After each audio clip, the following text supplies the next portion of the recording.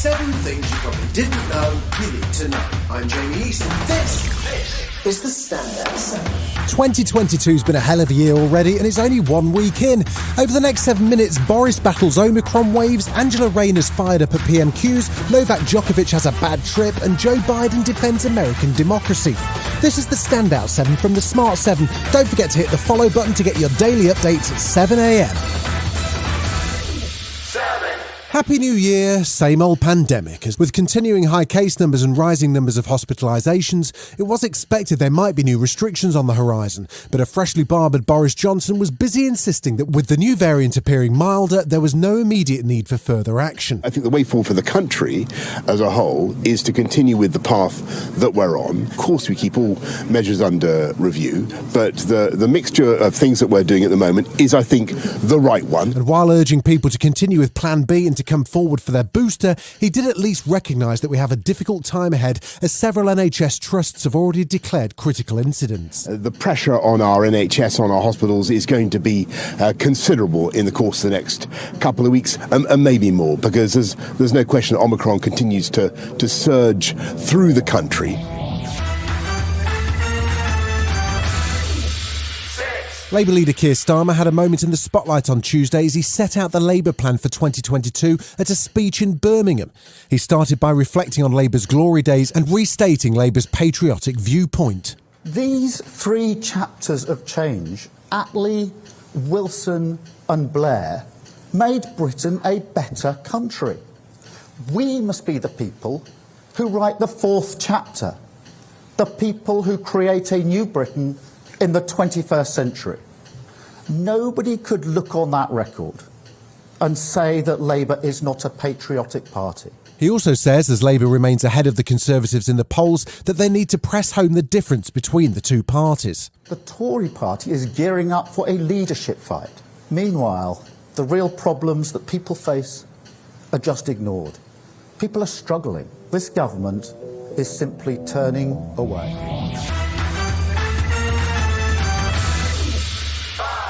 Wednesday saw the first Prime Minister's question time of 2022, with a new face opposite Boris Johnson as Labour's Deputy Leader Angela Rayner stepped up after Sir Keir Starmer tested positive for COVID and had to swap the Commons for isolation. Her focus was on energy bills and the looming price rise in April as the Ofgem price cap's due to move upwards, which may cost £600 for the average household. She called on Boris to scrap VAT on energy bills to help get a grip on the rising cost of living. When energy bills are going to be hiked again in April, any decent government would find a way to help British families. Even the Tory backbenchers have finally accepted Labour's call to cut VAT on energy bills. So will he finally stand up to his Chancellor and do the same? Boris said a number of winter fuel schemes were already supporting families, but he did appreciate his new opponent. Mr. Speaker, she talks about energy. I think the House will agree she's got a lot more energy than the current leader of the opposition, and I welcome her point, because actually what the government is doing is supporting people throughout the pandemic.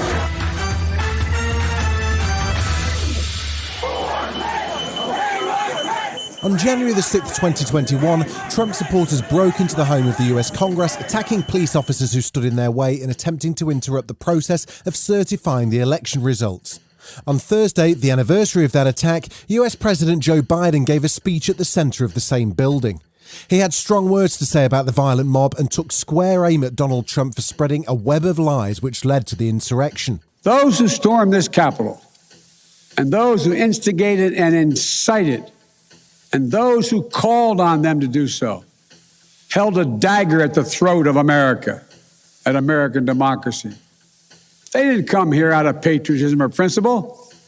They came here in rage, not in service of America, but rather in service of one man. He couldn't even bring himself to say Donald's name, calling him the former president instead, and fired another shot at him, saying Trump's bruised ego couldn't accept that he'd lost the 2020 election. He's not just a former president. He's a defeated former president. Defeated by a margin of over 7 million of your votes in a full and free and fair election. There is simply zero proof The election results are inaccurate. Still to come on the Standout 7, Novak Djokovic has a bit of strife with the Aussies, and the Apprentice is back, and already they're out of their depth. Right after this. Welcome back.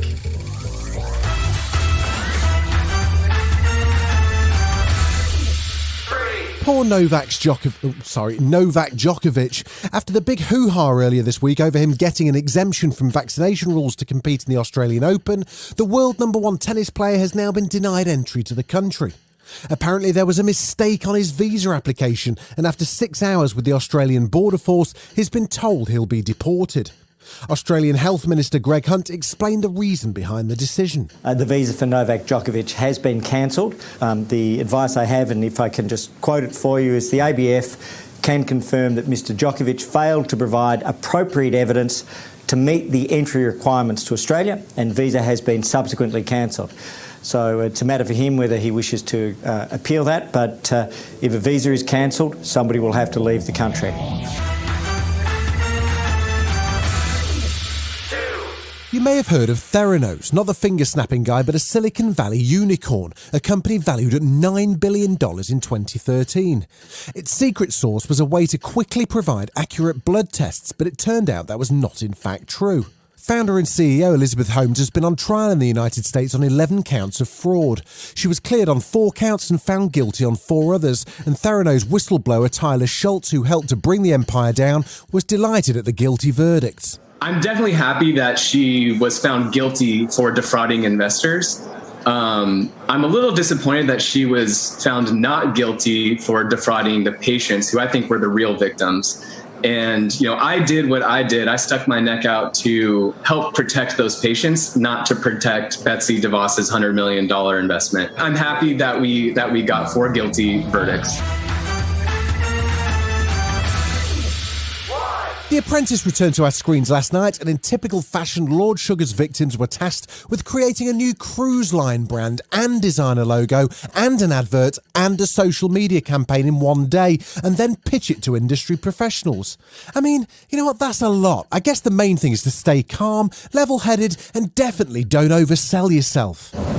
I'm the EST of everything, which means I'm the coolest, smartest, and wickedest in business. Oh, God. And remember, look, if you're under pressure, for example, about the truly odd choice of colours for your cruise ship logo, just be direct and honest. Don't just speak without thinking. I mean, that would be awful. Is there a reason that you chose green and brown instead of perhaps an aqua or a blue or... So, with trees, for example, it's brown and then it's green because of the leaves. It's just so because, when it comes to healthy living and lifestyle, it's all to do with greenery.